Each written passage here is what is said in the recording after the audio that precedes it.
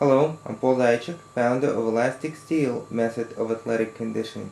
Today I'm going to talk to you about how to control your opponent in a fight. There's many ways to do it. Some people call it mind control. We would not call it mind control.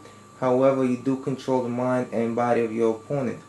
Whenever you fight someone, one of the things that you try to do is to control their mind and body. They try to control yours. Your goal is to prevent them from doing it. Their goal is to prevent you from doing it. Every time you throw a kick or a punch, they react. You try to punch to the face, they react. That's the control. You make them do something. You control what they do. Okay? You throw fakes, they react.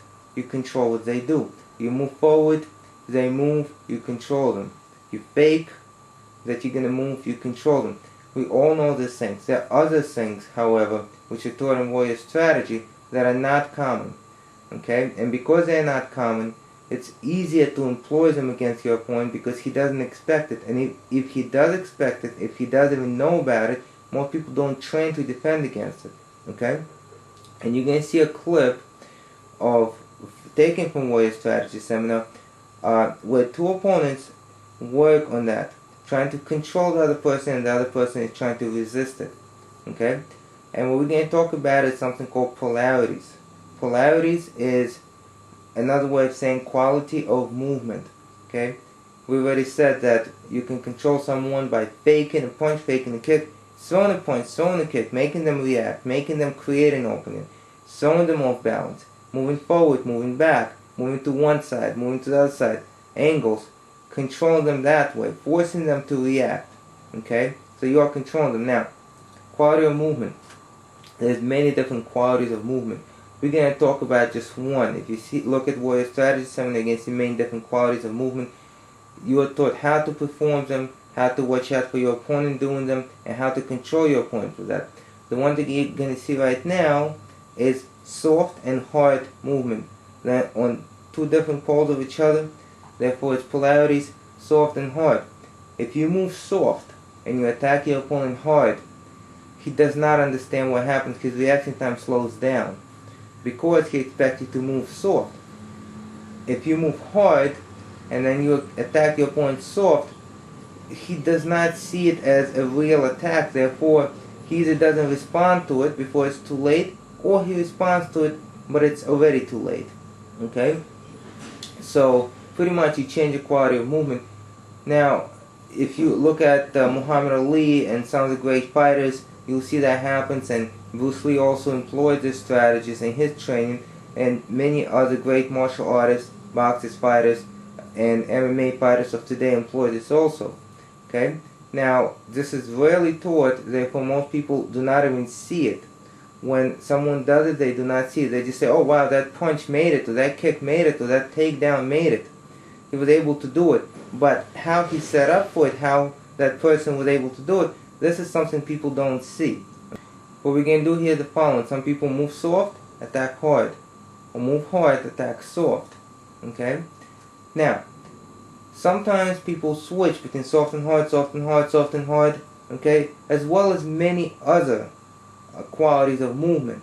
Okay? And what this does is this frustrates the opponent and makes them lose energy. Because every time your opponent moves differently, you try to figure out what he's doing by moving the same way. In other words, very often when someone retreats, you move forward. If someone attacks, you sort of move back or move at an angle. Okay? And you always try to adjust to them. But you've been trained to do that, so your adjustment comes rather easily if you're in good shape and you've been trained for a while. But if someone switches qualities of movement, you're under a lot of pressure, your adrenaline is flowing, you spend a lot of energy trying to adjust something you don't know what the other person is doing. You don't know what you're adjusting to. On the other hand, the good thing is, if you know how to do it and your opponent doesn't, you can do it to them. Okay? You can get them by surprise every time because they don't expect it. In such a way that their mind doesn't even comprehend what you are doing, because they expect you to move with a different quality. Okay? It's no longer just forward to back, side to side, punch high, punch low, kick high, kick low. Okay? It's totally different level. Okay? So what you're going to see now is you're going to see two people working in their quality of movement. This time it's soft and hard. Remember, there's different qualities.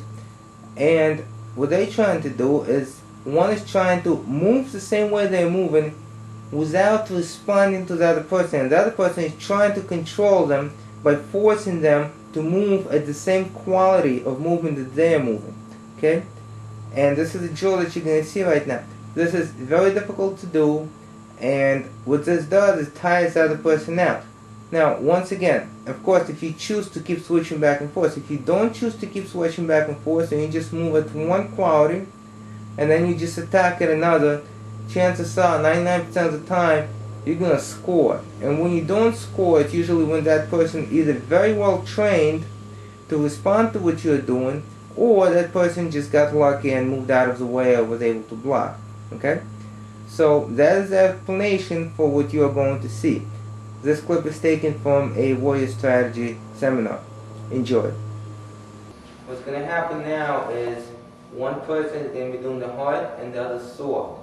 There's going to be a tendency for you to mimic what the other person is doing. If they're moving soft, you would want to move soft with them. If they're moving hard, you want to move hard with them because it's going to be easier for you to read them.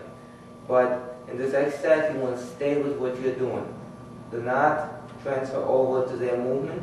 Do not pick it up. You're going to notice that when you practice this drill that you have a tendency to pick up the quality of their movement. Try not to do it. Okay? Go.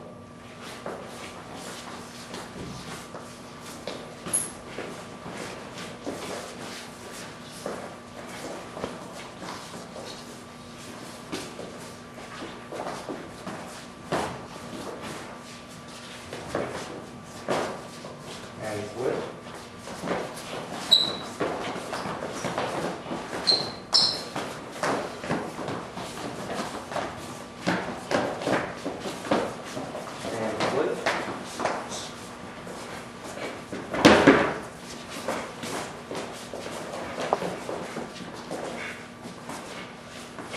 Keep moving.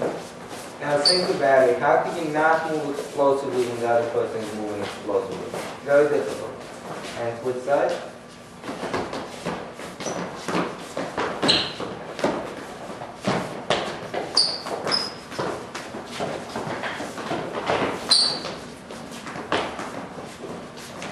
Keep moving.